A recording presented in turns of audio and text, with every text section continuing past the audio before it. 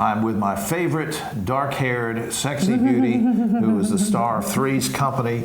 You know, Joyce DeWitt, thanks for doing this. I know you're real busy. She's got to run and do a seminar here at the Western Film Fair. But it's a crazy day, but a good day. It is, but you know, a lot of people forget you had a lot of stage experience, did a lot of acting before you came to Three's Company. And then people say in the industry, oh, well, she was kind of shy, didn't really want to do a lot of publicity, didn't want to toot your own horn. How can an actress so powerful as you not want to toot your own horn? Oh my God, thank you. That's a lovely way of putting it.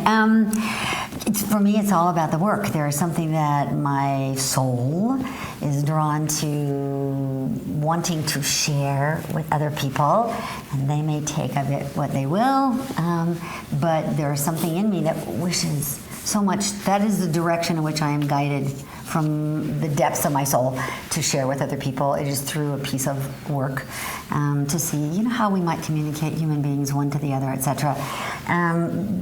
For myself as a person, I don't know. When I'm doing my work, I know I'm worth paying attention to. Oh, you certainly as a person, are. I don't know. Of course, there's a well-known feud that you and John had with Suzanne, our friend Suzanne, when she tried to get a raise on the show. We did not have a feud. She had a feud with our producers. The fact that she lets it be represented that it was between she and John and I is inappropriate. Yeah, it was a feud between her and the producers. It was her. That's right. But you two made up on her. She does a television show a couple years ago, and you all hugged and made up, which I think was great. Here's my question, though. Yeah. All that aside, we still, in the year 2014, are in a situation across all industries, but especially in Hollywood, where actresses are not paid at the same level that a lot of the actors are. Is that ever going to change? I don't know. Well, yes, it absolutely will, because evolution only goes one direction, and that is forward. It may seem that we slip back, but we do go forward.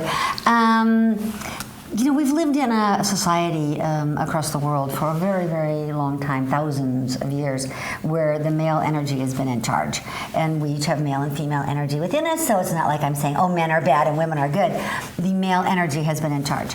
The female energy is getting a little wind behind their sails and a little voice, so it will balance. My wife is in charge of my life. You know what? She is like so cool. I'm not surprised to hear you say that. Yeah. She is very cool. You had been, and maybe still are, active in the fight against hunger and homelessness. Why?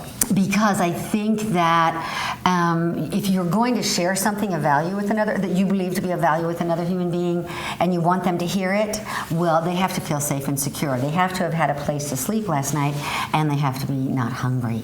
So you start at the bottom. First, we feed and house our people, all of our brothers and sisters. First, we do that, and then after that, we can teach them how to plant their own food, and we can take them to recreational facilities and let them play. A lot of politicians don't see it your way, though, do they? Well, they will.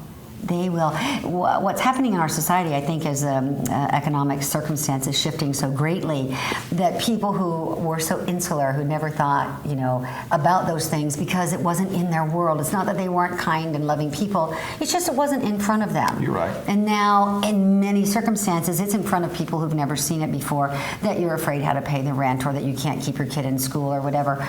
Then we go down from that to, can I feed my child tonight? So first we make them fed. Maybe everybody has to feel safe and secure. Final question, because I know you got to run, and I'd be remiss if I didn't say this, but we're at the Western Film Fair. We are. Now, correct me if I'm wrong, but I don't remember a lot of Westerns that you did. You did these great, tough stage plays and theater work. Yeah. Did you watch Westerns as a little girl? I did, because my father, who I worship and adore, who's really a great man, he, you know, I will call him, like last night, I call him, he goes, oh yeah, I watched a movie yesterday, John Wayne was in it. And I'm like, oh yeah, Daddy, okay, which one? So I grew up in a household where Westerns were on. We had one of the first TVs on the block. You're too young to know this, but some of us, you know, actually lived through that time when the first televisions were in house. Well, with you. And we had one, and so old movies are very much a part of my life, and certainly old Westerns. Oh, my land and heaven. So you've done your daddy proud by being here.